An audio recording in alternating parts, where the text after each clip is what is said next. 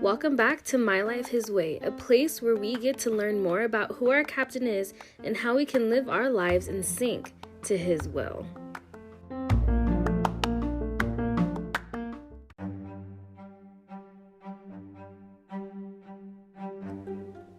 The journey through the life of Abraham has many intriguing and mind-blowing twists and turns. Now, the twist that had me mind-blown this past week was in the story of Genesis chapter 22. Now, we all know this story. This is the one where God tells good old faithful Abraham to take his son Isaac and sacrifice him. Now, that in and of itself is mind-blowing. You know what? Let's just dive in.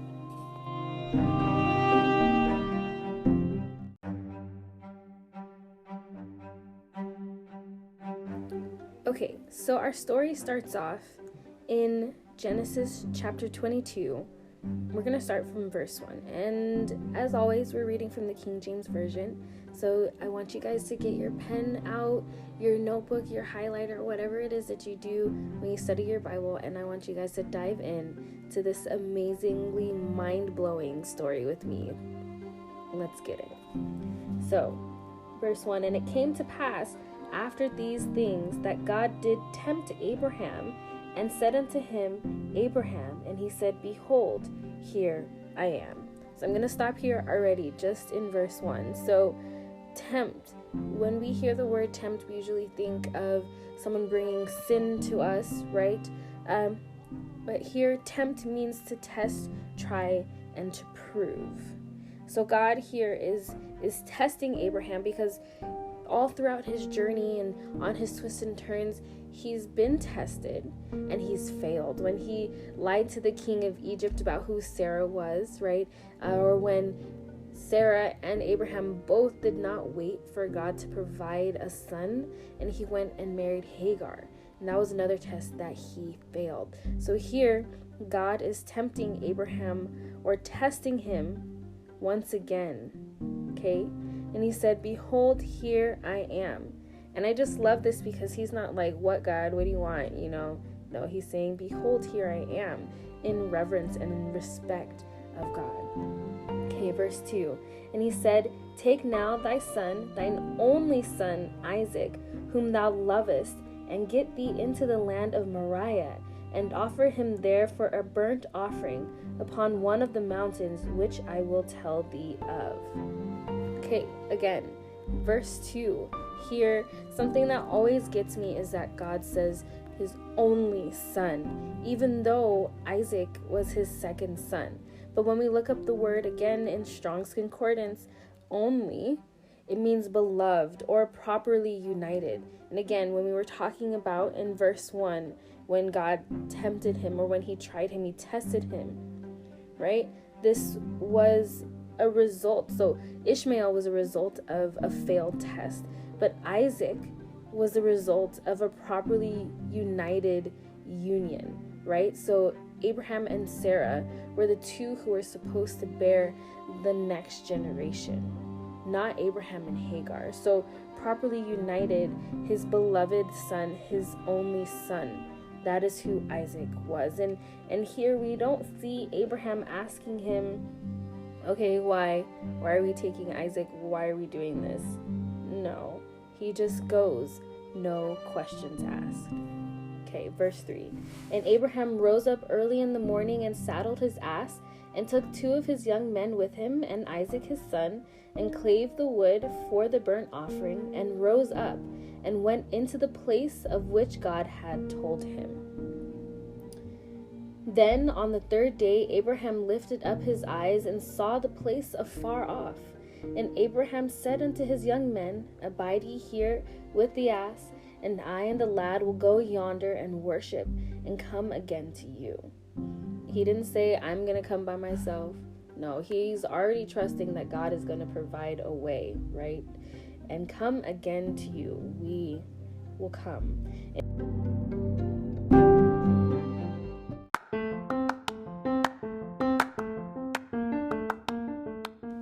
This episode is sponsored by Sukram Tea Co.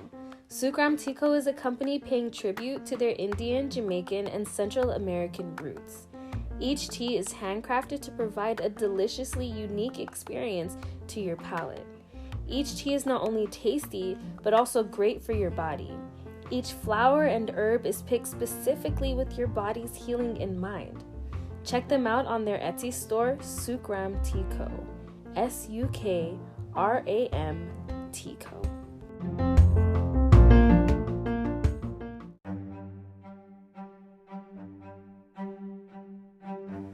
And Abraham took the wood of the burnt offering and laid it upon Isaac his son, and he took the fire in his hand and a knife, and they went both of them together. And Isaac spake unto Abraham his father and said, My father. And he said, Here am I, my son. Again, here am I. He said it again. I just love that response. And he said, Behold the fire and the wood, but where is the lamb for a burnt offering? In verse 8, and Abraham said, My son, God will provide himself a lamb for a burnt offering. So they went both of them together. Okay, so verse 8, God will provide. Yet again, no questioning, he's no doubts, no nothing. He knows God is going to provide. And I just love how both Abraham and Isaac together are taking this journey. Isaac looking up to his dad as his role model. They both have this immense, incredible amount of faith and trust in God that he will do what he says he will do and provide and not cause any harm, right? Okay, verse 9.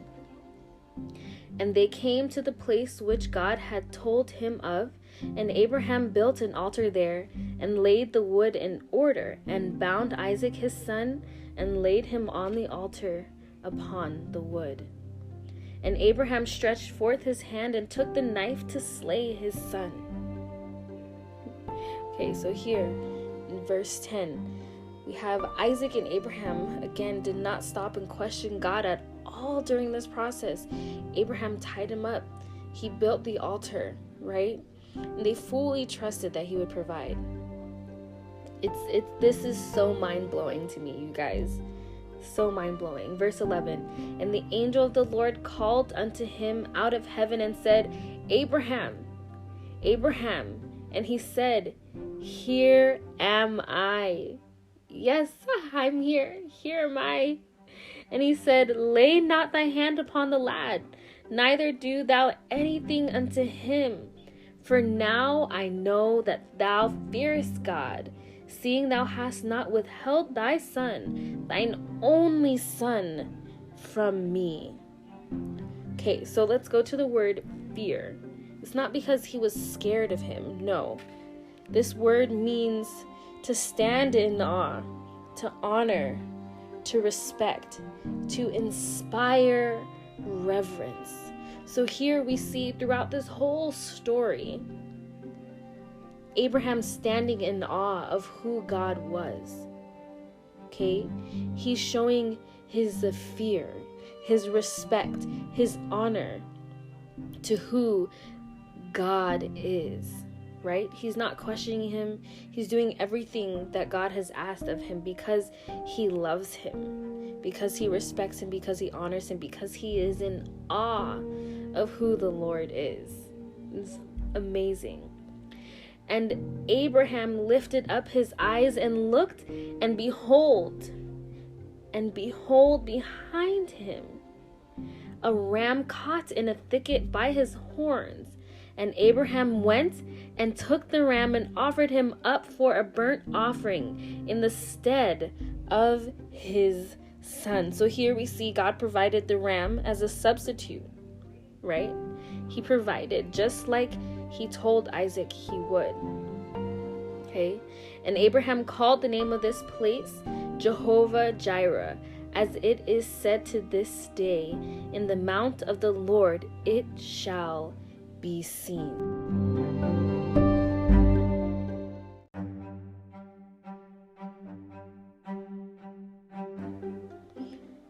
Jehovah Jireh means Jehovah sees, or God sees, right? Verse 15, and the angel of the Lord called unto Abraham out of heaven the second time, and said, By myself have I sworn, saith the Lord, for because thou hast done this thing, and hast not withheld thy son, thine only son, again reiterating that this is the beloved, the one who was supposed to be first, okay? That in blessing I will bless thee, and in multiplying I will multiply thy seed as the stars of the heaven, and as the sand which is upon the seashore, and thy seed shall possess the gate of his enemies. Okay. And in thy seed shall all the nations of the earth be blessed, because thou hast obeyed my voice. So Abraham returned unto his young men, and they rose up and went together to Beersheba, and Abraham dwelt at Beersheba. So here we have God giving Abraham a bigger blessing because of his faith, because he did not question what God had in store for him, right? He let God captain his life. He let him lead, even though I'm pretty sure it would have been so hard to take the only son he had with him anymore, his beloved, his chosen, the one who came from what God had asked of him, right? To just take him, no questions asked, and sacrifice him. But no, Abraham knew God would not have taken him through the struggle only to take away Isaac. He knew that God would provide, right? And not only did Abraham know, Isaac also knew. Even though Isaac didn't know initially that he was meant to be that sacrifice, he knew that God would provide. His dad told him God would provide, right? And so when we have this kind of faith, you guys, imagine the things that God can do in our lives. So Abraham was doubly blessed, right? Because he listened, because he followed. He let God be the captain. And we read further in the Bible, in the New Testament even, in James 2:23, it says, Abraham believed God, and it was imputed unto him for his righteousness, and he was called the friend of God. Who wouldn't want to be called the friend of God? And Paul says in Galatians 3 verse 7, they which are of faith, the same are the children of Abraham. And the Bible goes on to talk more about Abraham and who he was as a person, but he was the friend of God. He believed and trusted and had faith, and he revered and he stood in awe of who God was. And this week, and as I studied this story, I realized that that's who I want to be. That's who we should all be striving to be. It's a hard choice. It's not a hard choice, but it seems like a hard choice when we have to put away the things of this world to follow God and not do the things we desire to do. But you know what the beautiful thing is? When we surrender our lives to Him and let Him lead, the things that He desires for us become the things that we desire for ourselves. And it becomes this beautiful friendship. It becomes an only. It becomes properly united. So this week, as we begin this new week, we're closing up the month of September. I want us to go into October wanting to strive to be a friend of God, to have an only relationship, meaning that we are properly united with God in our journey, in our walk, and as we allow Him to captain us, to guide us. You know, we are called, this podcast is My Life, His Way. This is a perfect example of that.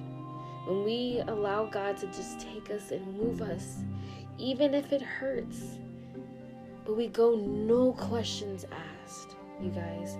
Here am I. Here am I.